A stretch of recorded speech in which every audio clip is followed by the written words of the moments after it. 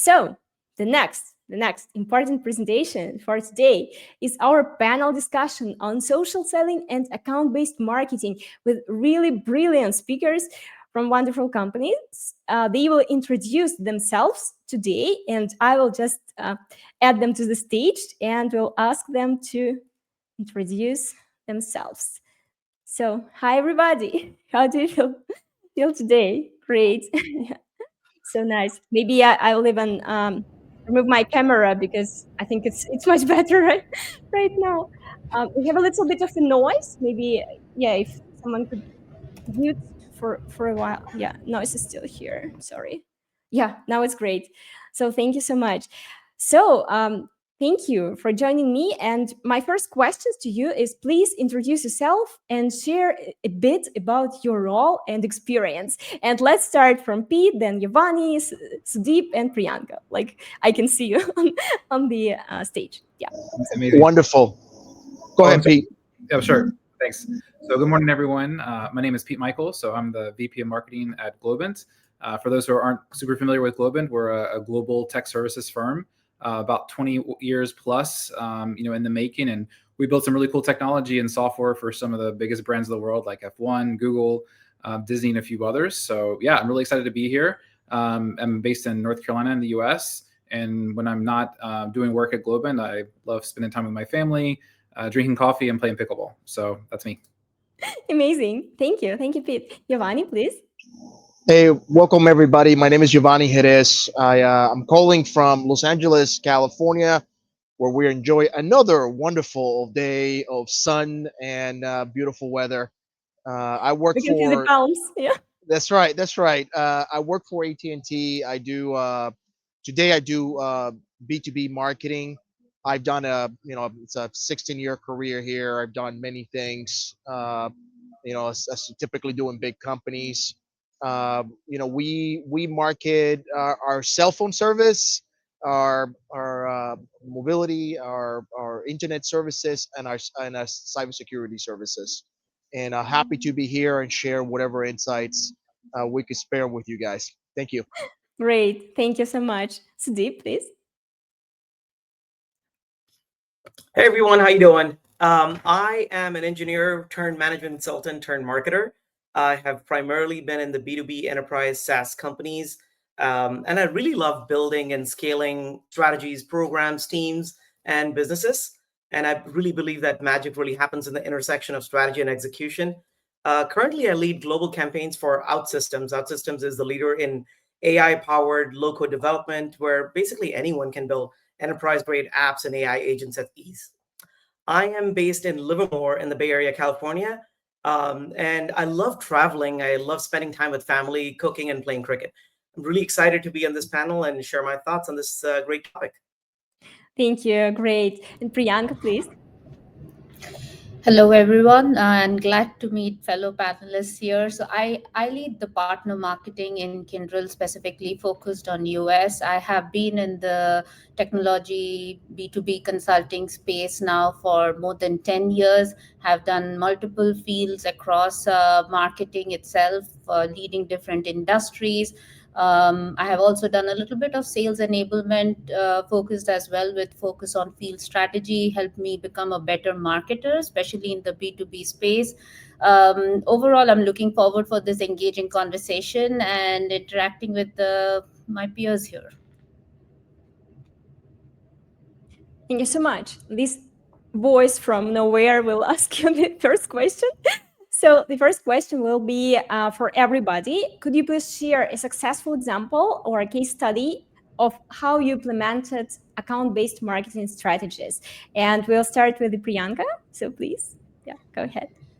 Yeah. So my journey with account-based marketing started off with IBM as one of Kyndryl, which is a spin-off of IBM, and we spun off in 2021. We started there and we really started honing in terms of, for a services company, we don't sell products, we sell the talent, the capabilities of the people in the company. And our biggest strategy was going deeper into the accounts that we already have relationships with. So that's how the account-based marketing journey started for me, gotten deep into the ITSMA certifications and the different ABM certifications that's needed. And the biggest strategy or learning that I realized working in the ABM space is to nail down the sales marketing partnership. I think our job becomes really easy if the sales teams or the account teams that we are working with sees the value in marketing. So that's like the number one strategy, or our focus is getting sales on the table when we were going through our own ABM journey. Is, hey, this is how marketing will show up. Do you agree with the accounts? And from a very tactical point of view, I led the account based marketing for one of our biggest automotive customers. And how we approached that account was as if I was the person in that sitting in that account. I would listen to their annual briefings. I would listen to the earnings reports. And as a marketer, I would like to take some time off before talking to the sales to build my own point of view on the account before coming up and showing up in front of the sales teams. And I think that really helped shape us as a B2B marketer to give the voice on the ground or voice in the field.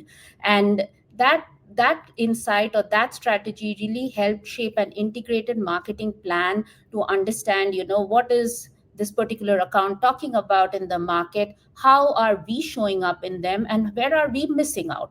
And that is the whole goal that I, as a field marketer or as an ABM or brought into the account, is, hey, you are day in and day out into the account, but I can give you a broader perspective in terms of areas and opportunities for you to expand and bring in new scope. So that's the strategy, not very tactical. It's more of a partnership conversation and doing deep hands-on research and understanding the account as if I am an employee of that particular account.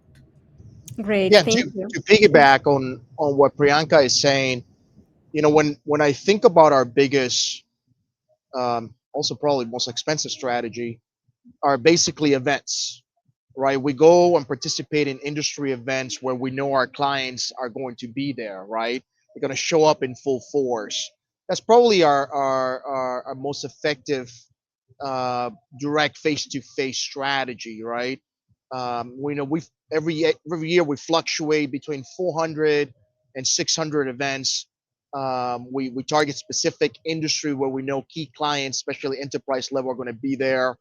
And just like Priyanka was saying, right? We show up in force. We show up to meet, greet, do a pony show, right? Show them the latest products that we have, how we could service the accounts, and obviously that ends up being also a very personable experience for those who stop and interact with us. Right. Yeah, and the importance of analytics also, Priyanka just stressed it and mentioned it. Yeah, thank you so much. So, Deep, would you like to continue with the case studies and successful stories?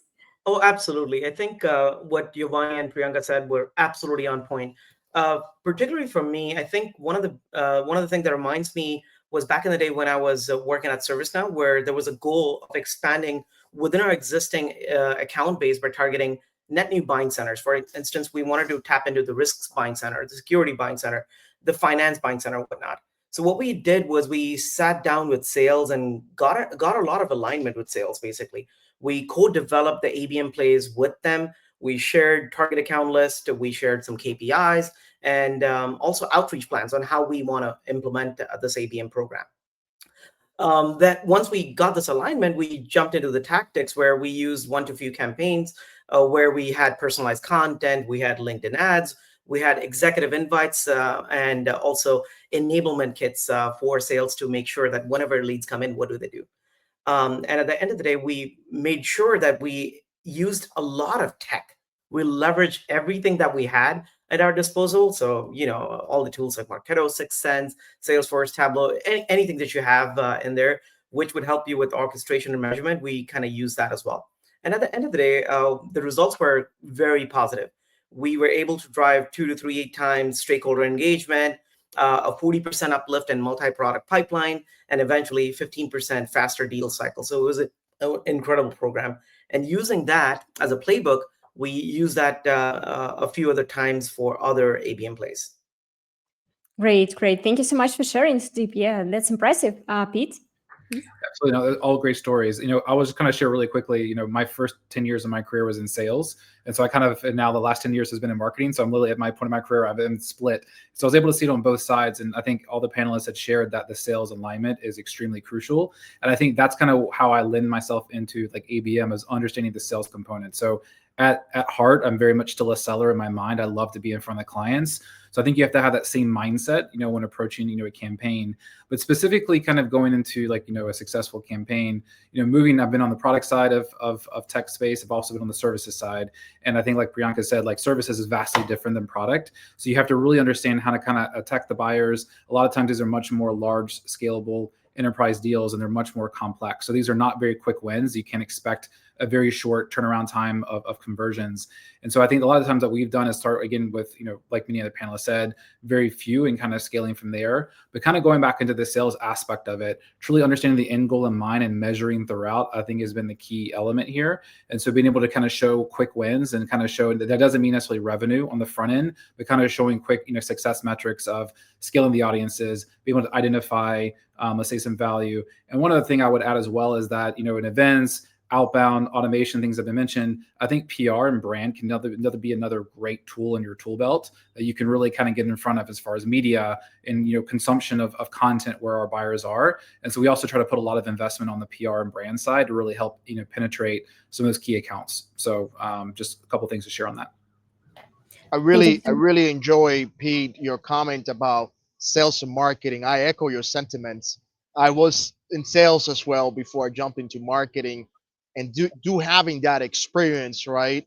I'd always argue that sales and marketing are wings of the same bird, and having that perspective, right, allows you to be more effective and empathize at a deeper level when it comes to B2B marketing, account-based marketing. Um, I'm wondering, you guys as panelists, how do you feel about the challenges of account-based marketing? And I'll start off by saying that I think it's more of an art. I would argue that B2B and ABM is way more of an art than retail consumer marketing. I feel like, not to dig to my other peers on the other side of the aisle, but with retail, is you change an offer, you make it more attractive, you advertise it, and more people coming to the door, right?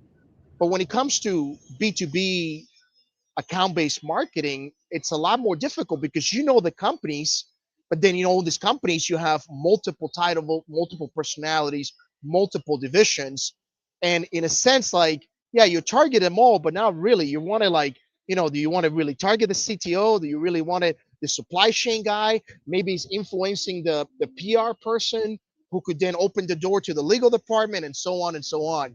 And in my experience, like, to echo many of what you guys have said, the sales team typically are the quarterback, right? They're the ones who are guiding the strategy of, like, look, I think for this account we should be targeting the CTO, and this is why, and this is how I need marketing to support me there, right? Because from a marketer, we could always create brand awareness and noise at the upper funnel activity, right?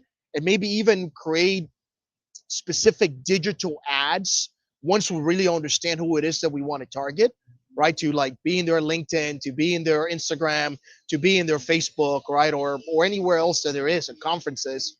But ultimately, I find that the seller is the ultimate quarterback when it comes to account-based marketing.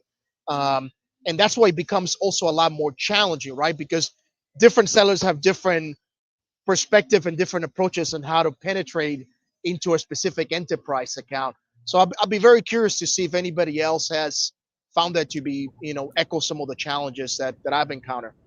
Well, one thing, I'll jump in. Just one thing I would say, going back to your question on the challenges of B2B marketing and the art versus maybe the more scientific way for B2C. I think the two biggest things that stand out to me in B2B is the fact that, first off, the sales cycle is immensely longer, right? I mean, we're talking 50, 100,000x longer in some cases. It's not as transactional. And I think by way of that, it's more human. And I think, and one thing we can talk about later in the panel, but I think, ABM, at its best has to bring in more human elements than ever, especially now with the dawn of AI. And so I think that element, again, there's more face-to-face time with clients. There's a longer sales cycle. So you're engaged with the leads and clients for much longer. You have to be able to keep them engaged.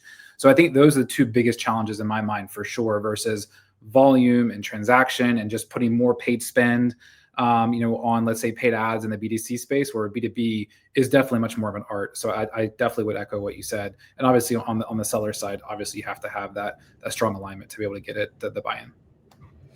Yeah, and just to add to Pete and Yanni, I think the point that I see is, at least for B2B marketing, the primary route to sale is through the seller. I haven't seen in my whole, until it's a SaaS product, we haven't sold at least services through a digital channel. So marketing can put ads, dollars, everything, activate different channels on social, on content syndication, on emails, on events.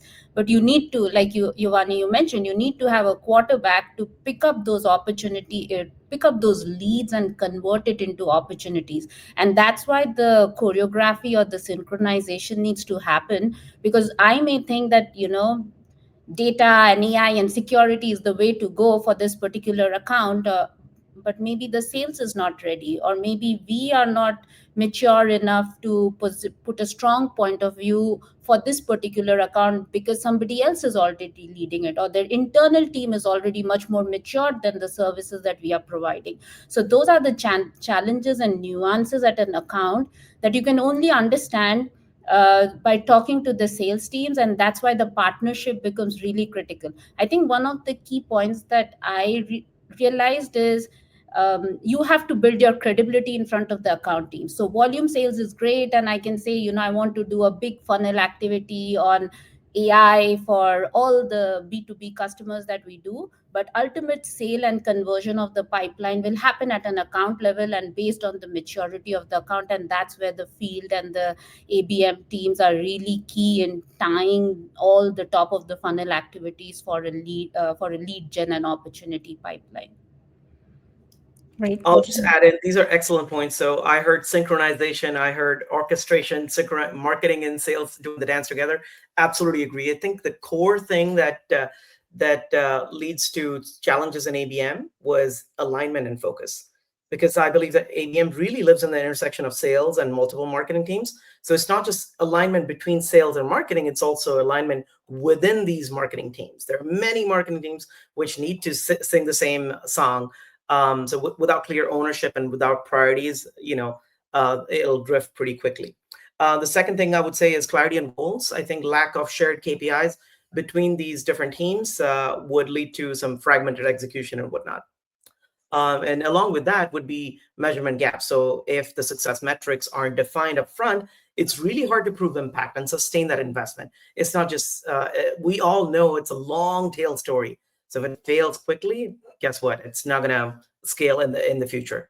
So personalization also at scale would require some orchestration tools and some disciplined processes. And without them, these programs will stall.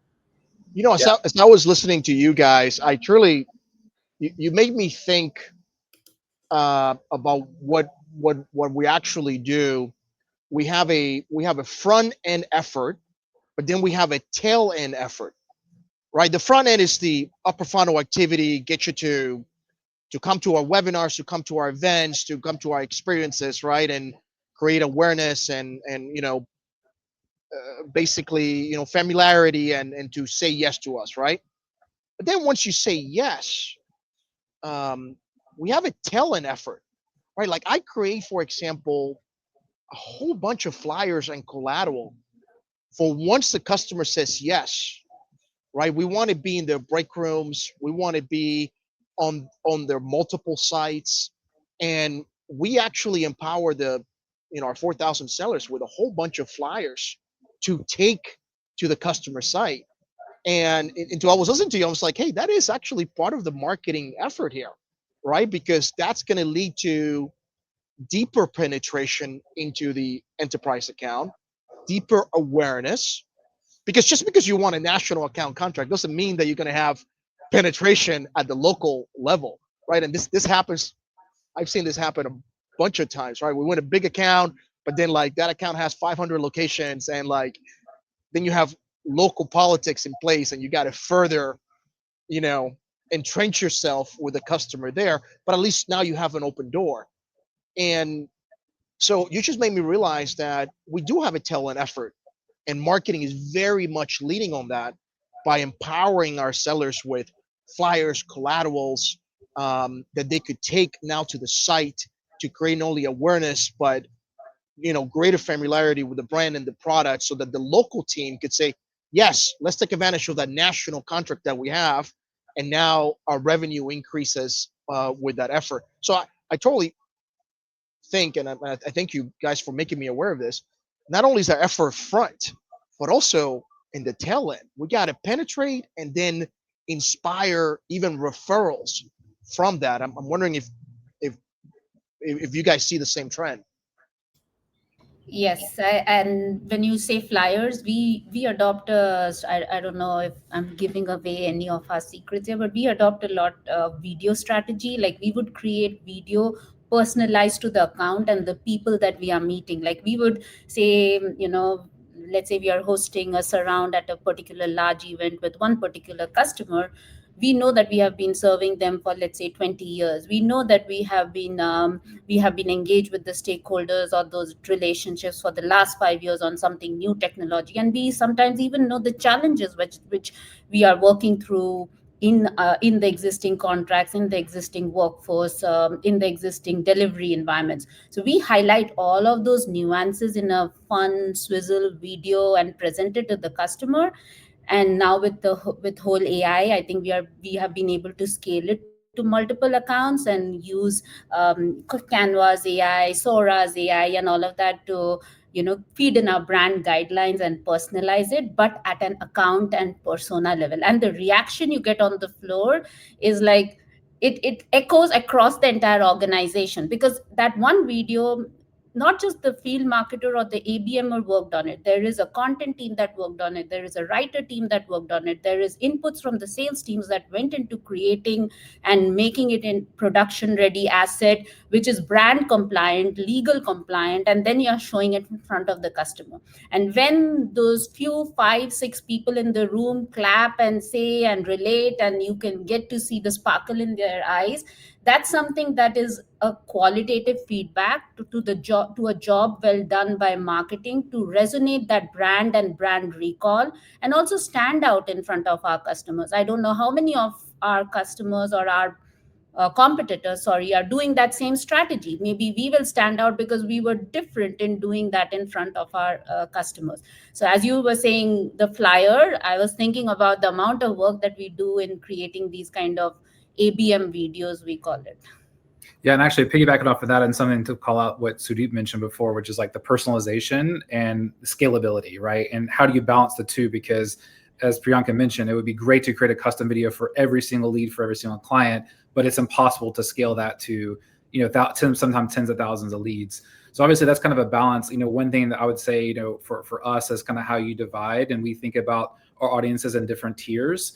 And so you kind of have your C levels, right, which are very much more kind of one-to-one, and we kind of rely on sellers to engage in those, and different types of outreaches where it could be maybe invite them to a hospitality event like F1, for example, which is very, very, a personal, or like Priyanka said, maybe that personalized video, which can be generated with Sora too, which by the way is, if you guys haven't checked out Sora, the new Sora version, it's pretty mind blowing, and I really fear for video production agencies after yesterday. But you have that second level tier, right, where you might can scale at a more mid-sized level. Then of course you have a larger scale, right, that could be more into automated messaging, or maybe inviting them to more webinar events, right? It's still kind of personalized, but you can kind of divide it. But I'll throw it back to the team here.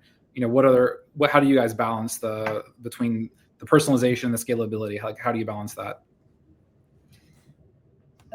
I'll take a stab at it. I think we are still trying that out with AI. I think the scalability, we are testing out like tools like Jasper and Sora and Canva and experimenting a lot of the scalability. But the video idea, we started off with and responding to an RFP to one customer and how we stand out. And then we was like, hey, we can replicate this for any of our top ABM accounts. And anytime we do this engagement, and every time the reaction and the use cases are different, but the tactic is the same, the scalability is the same, the script and the method that we follow is similar. And then what we do is we contract an agency, and we can negotiate a much smaller price or a much better deal because it's a scalable, repeatable play. So we are not asking something custom, even though it is personalized for one account, one persona, but you are still giving a script. A script fits a particular template, and that template follows a different set of scenes that we may want to pick and choose and replicate for different layers of it for the customer. Same thing with content. What we have done is we create a lot of flyers, and every flyer has a different topic, a different subject. I lead alliances marketing, so we would have these co-branded assets, right? So we would create a template. What is Kyndryl plus Microsoft? What is Kyndryl plus AWS? They are all branded, and we have fixed sections of it. Like every flyer will have a customer challenge. Every flyer will have the solution objectives. Every flyer will have the what are we solving, and maybe a case study. So we have fixed those sections, and every time now somebody wants to create a flyer, you put in the aligned to the brand guidelines, you put in the write-ups in there, but the rest of the things are ready. It's already there. You just then you publish it and you put it on DAM. I think that process we have been able to optimize, but we have put contained put, like you call it, containers in those, or frames in those assets, that is approved by brand, and we are just changing the text, we are just changing the language.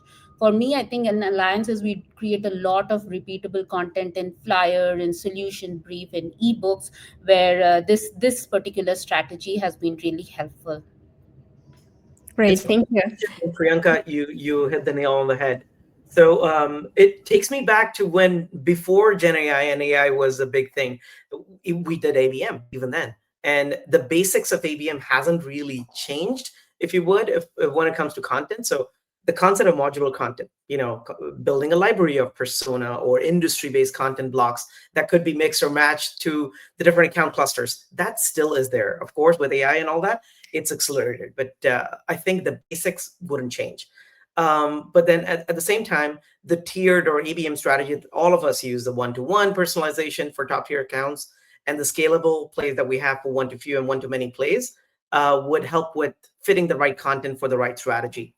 Then on top of that, the intent and signal-based triggers become such an important part when personalization is done, right? Because personalization should never be random. It should be driven by data. It should be driven by the buying stage. It should be driven by the content consumption, driven by the role and stuff like that. So I would say that to me is important. Yeah, to piggyback on everything that you guys have said, and the question that Pete raised, I don't know if there's a balance.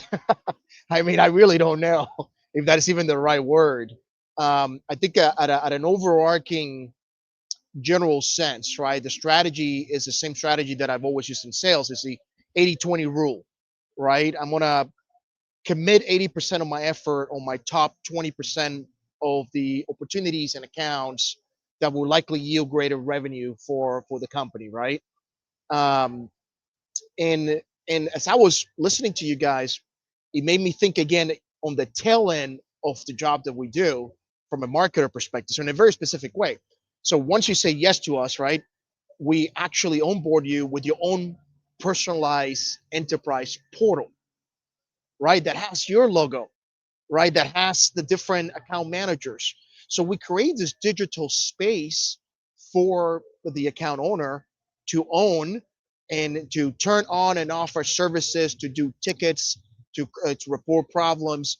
And that is part of the marketing strategy and the sales strategy and the customer service strategy, to not only engage but further penetrate into the customer and amplify our revenues opportunity with them.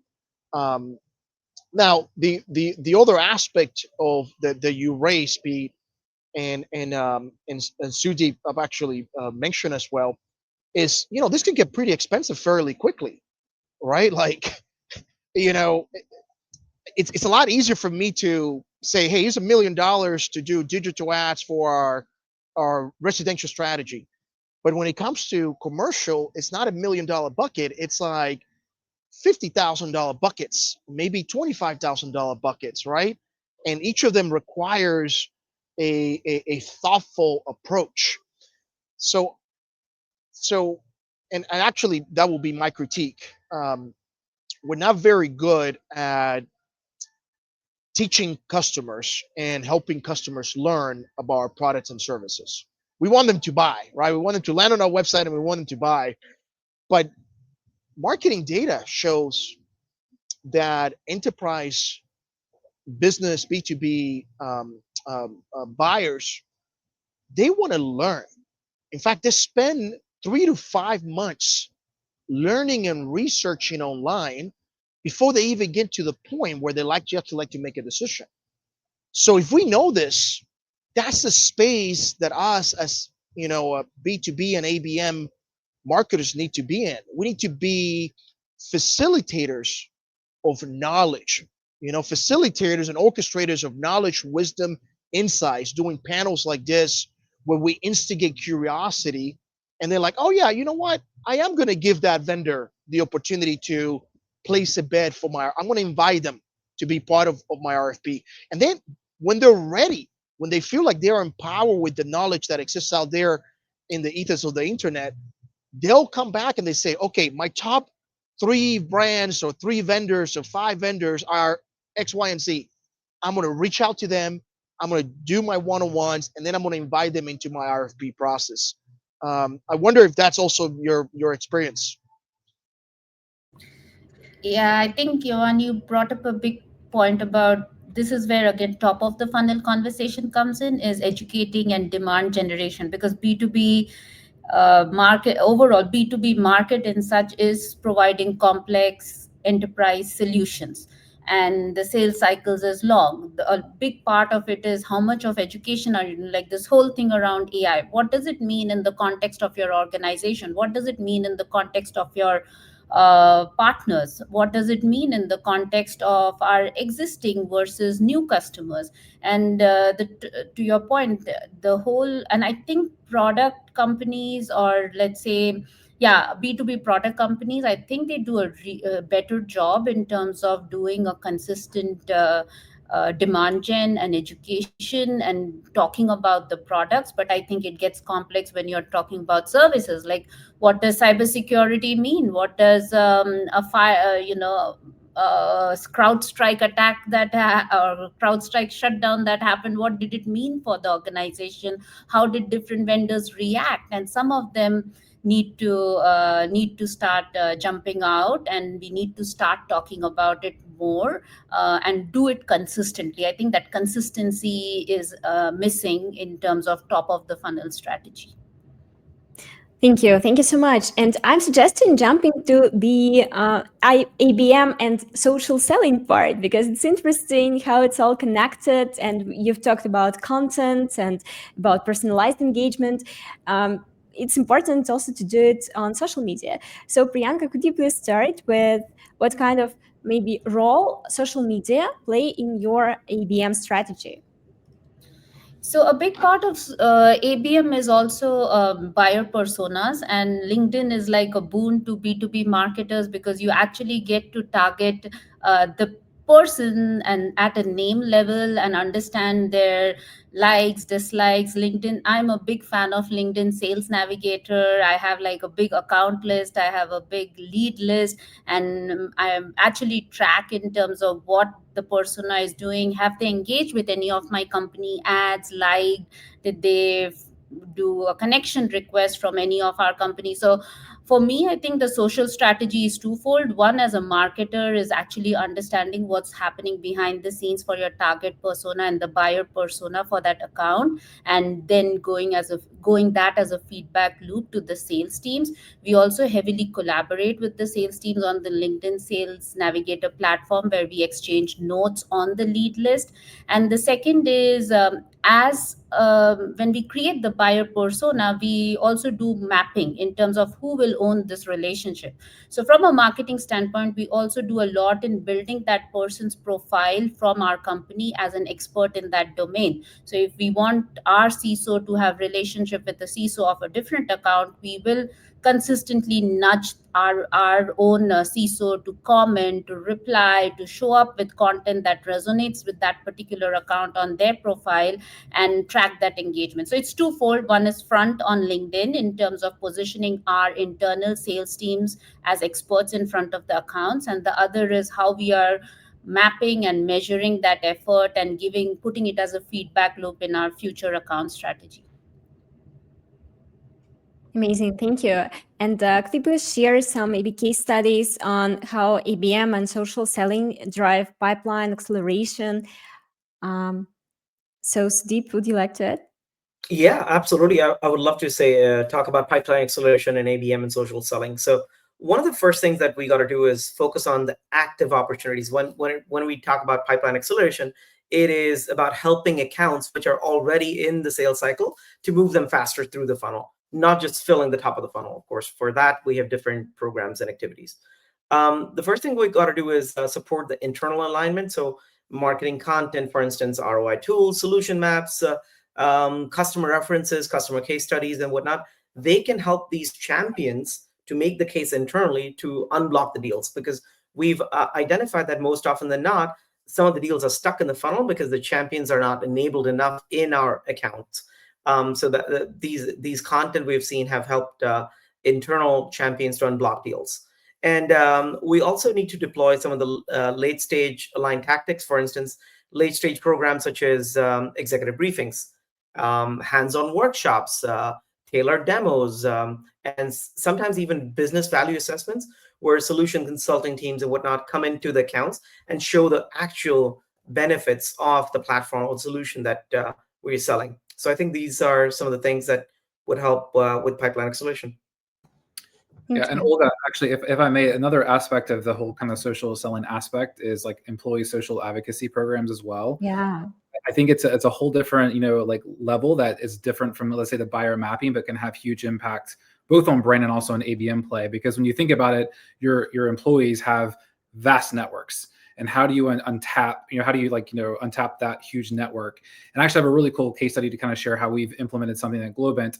So at Globant, we affectionately call our employees Globers, and we use a play on words for everything. So we actually developed something called the Globencer Club, play on words for Influencer Club. And we essentially kind of identified, out of our 30,000 employees around the globe, we identified around 3 to 5% who were very active on LinkedIn, had huge, deep networks, were thought leaders, speaking opportunities, et cetera. We essentially built an internal platform to really enable them. So our content team, social PR team essentially built an internal tool or internal platform that created content on their behalf that they could then easily copy and paste and share into their networks. And the cool thing about this is that it actually helped, really build that collateral effect, that network effect. And we actually have leaderboards, and we can kind of incentivize all of our top Globencers as well on that sense. We call it G Club for short. So there's even another play on words. But it really has been immensely, important to our social strategy, brand strategy, and also ABM strategy. Because again, we can check and see what is the effect, what is the actual interactions online, and really also from a brand perspective and marketing globally, we can kind of provide that narrative that we want to put out to the market, and it makes it much easier for our Globers also to post out. So again, you're really proud of that program, and obviously I think it's something you can repeat very easily at your company too. Yeah, thank you. It's very insightful. It's interesting. How do you use your social media accounts? Maybe you also a brand ambassador in social media. Giovanni, would you like to start on this one? The answer is yes, right? Like whether you want it or not, you are a brand ambassador for your company. Okay, if it's there listed on your LinkedIn profile, guess what? You're it. What I would say though is, because I know the market, and I know that my audience, what they want is not to be sold. It's more like they want to be educated. They want some practical insights, right? You always have to answer the with them, right? Going back again to sales terminology, with them, what's in it for me, right? And I would argue that in marketing you have to apply the same mentality, right? Like, okay, somebody who's going to look at this post, what's in it for them, right? So I'm always very conscious about, am I adding value by sharing golden nuggets of wisdom, insights, practical knowledge, highlighting a feature. Where I've seen this strategy go really wrong is that people are highlighting product offerings. Hey, this product went down by $5, or I got this limited time offer, right? Like, well, if you start doing that with your LinkedIn, you'll pretty soon are damaging not only the brand's reputation but also your personal reputation, because you become very spammy and like, just I think in the world of B2B and LinkedIn and ABM, that's just not, it doesn't feel like the right approach or the most effective approach. So the way I use my personal LinkedIn is, one, share knowledge, be insightful, be helpful. And one of my favorite ways to activate my personal network is by making them aware. Hey, if you ever have an AT&T issue, whether you're residential or whether it's B2B, reach out to me, right? Like if the 800 number is not working, if our chat online is not getting the results that you want, for whatever reason, you're not getting to the resolution you want, send me a private DM. And I have a way to escalate that internally and help you resolve that problem. And one, I love doing that because it's my small but mighty way of being a hero to somebody day, right? So if I have the power to make your day better, I certainly want to take advantage of that, and I have the mechanism internally to do that. And but more importantly, it is that type of interaction that not only raises your personal brand but also your company's brand and elevates it, and that's the type of good news that has a ripple effect in people's personal network and also um, collateral network. So that's my personal approach to my personal social media. Thank you. Plus one to what Giovanni just said. Essentially, we use our personal social media to stay visible with our peers, with sometimes our prospects and partners. But the point is, we should not sound overly promotional. I use personally mostly LinkedIn for both personal branding as well as employee advocacy. But like Pete mentioned a few minutes back, employee advocacy is such an important and frankly underused tool. We got to use as much as possible, of employee advocacy. But one of the big things is we got to customize our own posts. We got to add context. We got to personalize the message so that it represents you as an individual in the context of the message that you're posting, instead of just using a canned message. So I would say that's an important part. Thank you. Yeah, Thank you so I'll much. just add to Sudeep and also Pete, the case study that you highlight. For me, I think, as I think Sudeep highlighted as well, as LinkedIn is our personal platform and personal asset, and it shares my voice, whether it's LinkedIn, all the social medias basically talks about my voice. LinkedIn is more professional, the Facebook and Instagram are more personal. TikTok is standing out slowly and becoming more B2B. We have to figure out how we show our services there. But at an individual level, I think how I would like to use, and we ran this campaign in our company called Kid to Kindle. So basically, we encourage the entire employees in Kindle to show how they were as a kid, and now as an aspiration as a kid, and how Kindle is helping them get there. A big, and it was a very organic, like everybody wanted to put their picture on LinkedIn as a kid, how they looked and how they are, and then colleagues and customers and peers are all commenting there, and it had an organic push. So I think whenever we do a social strategy, yes, company products, company services, company point of view, great, but bring in your personal voice. I would share stuffs like Oracle is doing really well. why am I sharing Oracle? I'm sitting in Kyndryl. But it's important because it's in the technology space. A company is doing well, their strategy is doing well, and this is how their so it develops my point of view to my audience about, okay, this person knows about AI and how the technology market is being impacted, and directly or indirectly you're becoming like, okay, Kyndryl has these kind of experts in the company. So I think staying away a little bit from, yes, advocating for the new announcements, products from the company is great, but if you just do that, then you are losing your personal voice. I think there has to be elements about things you're passionate about, things about your personal, bring the social platform to life as if it's your own. There's also risk, and we gotta think about that, because if you empower, right, there's the empower aspect of it, where like Pete said, right, like you give your employees snippets of talking points for them to echo, right. um, that's a more control approach, a more you know you know risk averse approach, right. But for example, one of the mistakes that I've seen done, especially when it comes to influencers, right, hiring influencers. um, you know you hire an influencer because of their voice and their community, and then the corporation wants to dictate, hey, rise up to my appetite for liability and risk. And that becomes very detrimental, because then it really subtracts and it diminishes the originality and the voice from that influencer. And I would say the same thing in the B2B A and B space. Is you gotta find that balance where you're feeding material, right, where people don't have to make up things, because nothing makes a marketer more nervous than having an army of 4,000 people out there making up their own messaging. All right, like that makes me really nervous. But somehow being like, hey, here's some bullet points to think about, and how do you make that and embrace those, and fitting your voice, your personal voice, in your own personal channels. I think that is a strategy, certainly, for success. Great, great. Thank you. Yeah, there is always a risk, of course, but we can work with that, and benefits are great as well. So we have some questions from our audience. For example, the first question is, does ABM make sense for any company size, or is it in general just worth if you are a medium-sized or big company?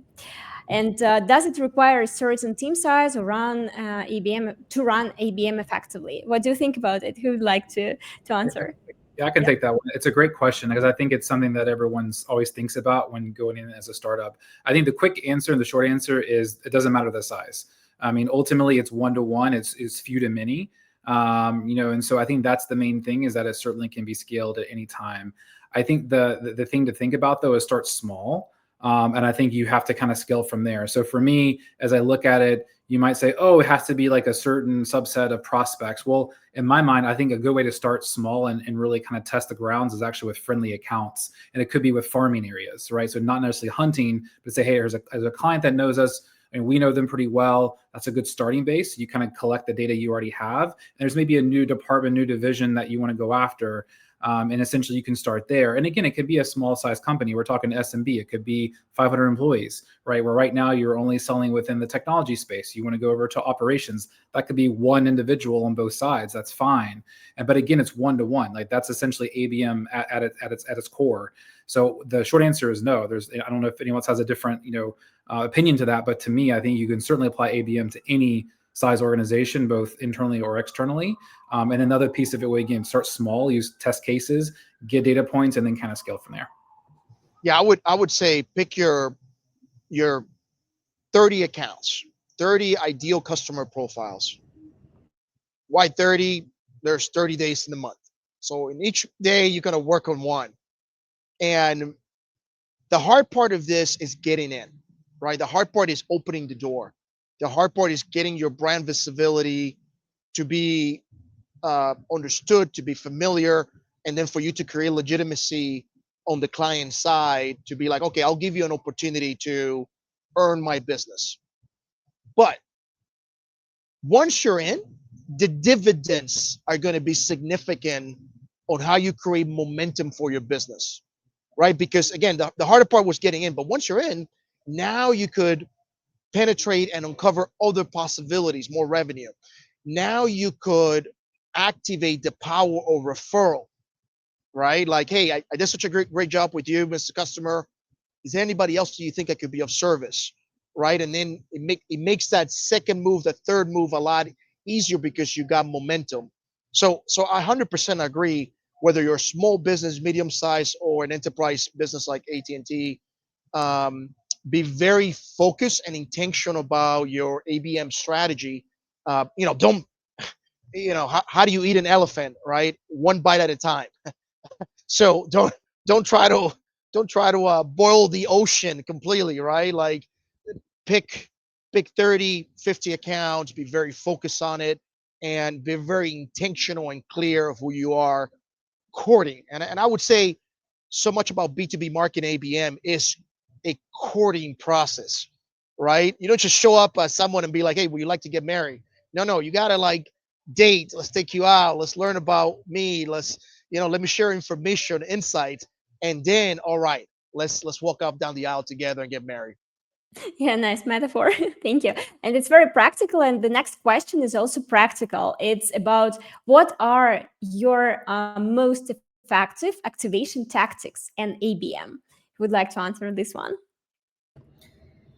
I'll take a stab at the second one. I think the beauty of ABM, yes, you can scale tactics, but it's very individual and personalized to an account, either one to one or one to few.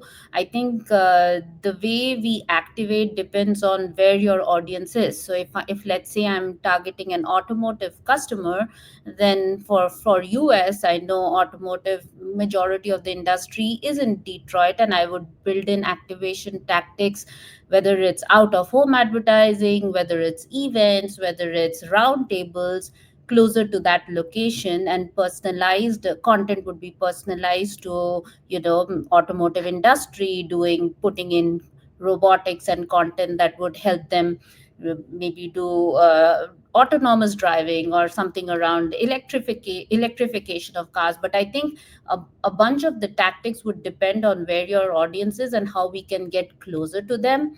As Giovanni, I think you initially highlighted, events are like biggest investment that goes behind marketing. That meeting customers face to face is the activation tactic. Now you can put $100 million to sponsor an event, or you could spend like a 20K, 10K kind of a roundtable experience, whatever gets closer to you. But for the business that I am supporting, my biggest channel of sales is the seller. So all the activation tactics that we generally put in is how we can get in front of the customer, whether sometimes it's content like out of home advertising, and they will see us and they will call us, and sometimes it's events. I think the goal is to get closer to the customer, and that defines the tactics for me. Thank you. Thank you. Someone would like to add, or we can jump to the next question from the audience. Yeah. Well, Okay. I think one of my favorite tactics are experience oriented, right? So create and curate a specific experience, right? Whether it's at a restaurant, whether it's at at an event, a concert, or an exclusive place, right? Like we do sponsorship for many golf sponsorships, and we create experiences for key prospects and key customers to take advantage of. Um, Again, it's just like events. Experiences also require significant investment, but they're very memorable, right? So, for example, one of the most memorable experiences tail end that I've had is one of our potential suppliers took us to a driving track, right, to test out BMWs on the track, and those 5 hours we were there with a group of 30 people from different industries was so memorable, right? That anybody asked me anything from that group, they got my attention. I say yes, right? Those are very memorable. But that event, that experience, probably cost them like $50,000, right? So it's again, it's expensive, but it's absolutely memorable.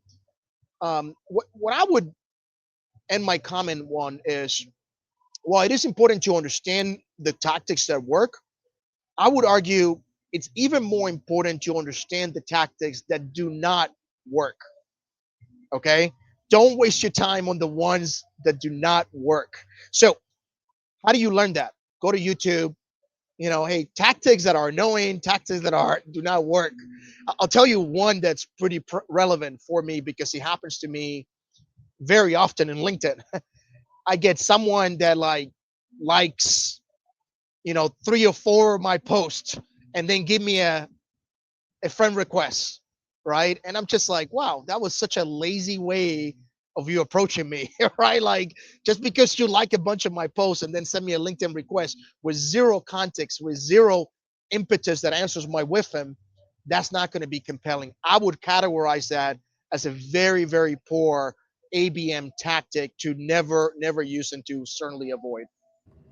Yeah, thank you. And I think learning from mistakes, it's really great because, and this is the value of some closed communities. When you are in the closed communities, people share these kind of things, share mistakes, share some tactics that don't work. Yeah, so it's great. And let's jump to the third question from the audience. It's, with B2B buyer habits shifting to mirror B2C consumer habits, how do you approach ABM in a way that speaks to those buyer habits and shifts? Yeah, who would What an like to? interesting question. This takes me to an analogy that I use in my own life. We have a family movie night on Fridays. Unless we have picked the movie ahead of time, it gets super frustrating. There are too many choices. The kids get tired, and there's a decision fatigue.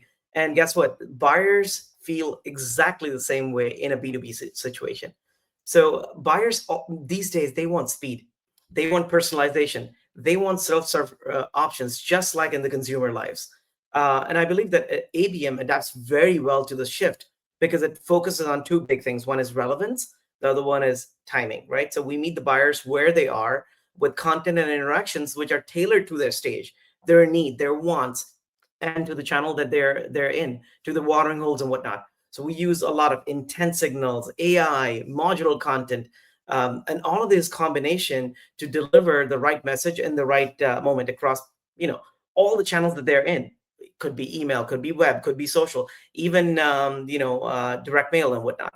And trust and credibility are such an important part, that their social proofs such as customer stories, the peer voices, employee advocacy, etc. They matter more than ever. So this is a fantastic question, but I think there's more relevance between B2C and B2B than we really think it is. Thank you. Thank you so much. Yeah, And I'll just add a little bit to Sudeep. One is, and I think Pete, you brought it up in the beginning, is B2B marketing is more human than ever. And all the conversation that we are having is, you cannot leave anything to automation and marketers sending emails and stuff. Everything needs an oversight, a marketer's oversight or a seller's oversight in terms of the tactic that we are reaching out. And I think that's the key difference in B2C. Like every time I open an Uber Eats app, immediately if I close the app without ordering, I'll get a notification that, hey, you did not order, is something wrong? And that clearly to me is like, creepy kind of personalization, which I don't want to. And since I'll throw my phone immediately when I see those kind of notifications, it's like somebody is monitoring me. So I think that difference, I'm glad that B2B hasn't crossed yet, and I think B2C it's going too much into that direction. And that's something that I would I like the difference to be there, that human element continues to be there throughout. And as B2B marketers, I'm proud that we haven't crossed that line yet. great, and amazing that you've mentioned this creepy personalization. Yeah, really a problem sometimes, and in B2B as well. So at the end of our panel discussion, I would like everyone to share one piece of advice that you would give to companies that are just starting with account-based marketing. So just very short advice from everyone who would like to start. I can jump in. So I think I mentioned it before, but I think you start small and scale from there. I kind of repeated it before in the question, but I think it really is the key way to start. Where start with accounts that you understand and really kind of go with from within. Understand the industries that you have the most data knowledge on, and really go after that. And just kind of one more parting advice, if I may, as we mentioned a little bit at the top, but the Gen AI component piece is here to stay, right? And if you're not already involved in your strategy, you're probably behind. That's not necessarily for a beginner, let's say, or for starting out, but I did want to kind of put that out to the entire audience. But as Priyanka just mentioned again, the human element has to have that balance there, right? It's immensely important. So like everything, that has to be a tool. But to answer the question directly, again, I think starting small and really kind of identifying the accounts that you understand and not going, let's say, net new, I think is the best way to start. Every time you say the human element, Pete, it just makes me realize you just gotta really like making friends in the B2B space, in the ABM space. I would argue that that's very much what you're alluding to, which is you got to be willing to find ways, links, right, connective tissue that make you more friendly, familiar with who it is that you are targeting. Um, I like everything that my colleagues have mentioned. I think as a final thought, what I would end with is, we as marketers, we think often that the bulk of our strategy is in the front end, right? The upper funnel activity. And I would argue that is not, right? Brand awareness, getting you to get into the door, getting you to consider, yes, that's all highly important. But I would put a lot more weight on the tail end, right? The onboarding process, the CLM, the customer lifecycle management of that customer. I think of that as a marketing responsibility as well, right? Once you're in the door, how do you facilitate greater penetration, greater familiarity, greater comfort within that ecosystem that the customer just allow you to enter, right? We cannot be spending billions of dollars in the front in upper funnel activity and then spend nothing in the tail end, right? I think that's a terrible strategy, and we as marketers, I've seen those gaps really proliferate throughout industry. We got to spend more time in the tail end to not only create greater familiarity, greater depth, but then also not only penetrate, but also create more referrals and create that momentum, the ripple effect within our industry. Thank you, Yeah. everybody. Thank you. Thank you so much. Yeah, I'll quickly go next. So I think really resonate with Pete and Giovanni. I think one thing that we also have to think about is ABM is a lot time intensive. So pick your scale. Pick one. If you want to start with one is fine. If you want to do one to few, that's great. But understand where that time investment will go, and of course do have something top of the funnel. You just cannot do ABM because brand recall, brand awareness is still consistent. People will look at the lower the funnel activities only when the top of the funnel is clear enough for them to take your call, for them to look at your assets. So that's my 2 cents on it. Thank you so Great, much. great stuff. So I would end up with saying that scale is such an important part. Start small. Pilots are important here, but more importantly, align with sales. And please focus on the business impact, not just on the campaigns and tool sets. Please focus on business impact, KPIs, combine KPIs with sales, and start with pilots. Great. Sounds amazing. Thank you so much to our amazing speakers of the panel discussion. And we'll jump to the next presentation. Yeah, thank you so much. It was very insightful. Yeah, Thank thank you. you.